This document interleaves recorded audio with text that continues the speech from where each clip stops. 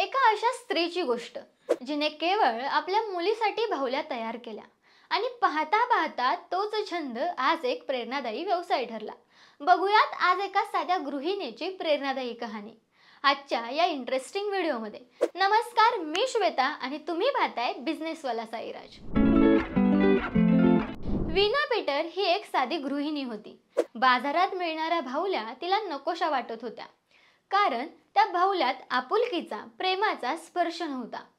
मुलीला बाहुल्या तर हव्या होता, पण अशा की ज्या जिवंत भासाव्यात।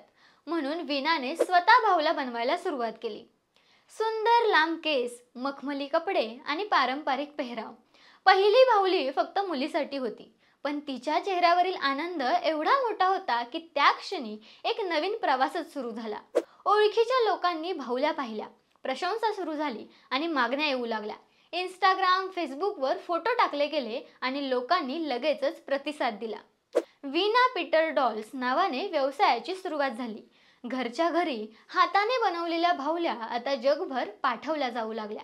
या बाहुल्या बाजारातल्या इतर बाहुल्यांपेक्षा खूपच वेगळ्या होत्या।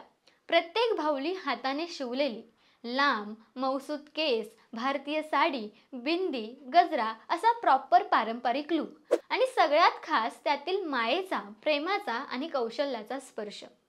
या बाहुल्या फक्त खेळण्यापुरत्या नव्हत्या, तर त्या आठवणीसारख्या जपून ठेवण्यासाठी होत्या। प्रत्येक यशामागे एक संघर्ष असतो।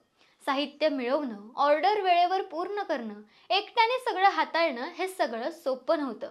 पण वीणाने हार मानली नाही।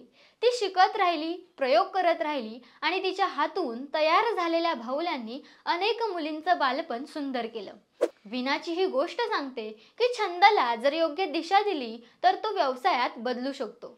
स्वप्न मोठी असावीतच असं नाही, पण त्यांना जगण्याची हिंमत असावी लागते।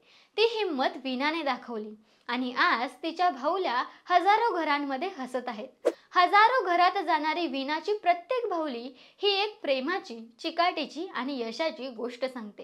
ही गोष्ट तुम्हाला कशी वाटली हे आम्हाला नक्की कमेंटमध्ये कळवा आणि हा व्हिडिओ आवडला असेल तर इतरांनाही शेअर करा आणि अशाच वेगवेगळ्या यशोगाथा ऐकण्यासाठी आपल्या चॅनलला सबस्क्राइब करा।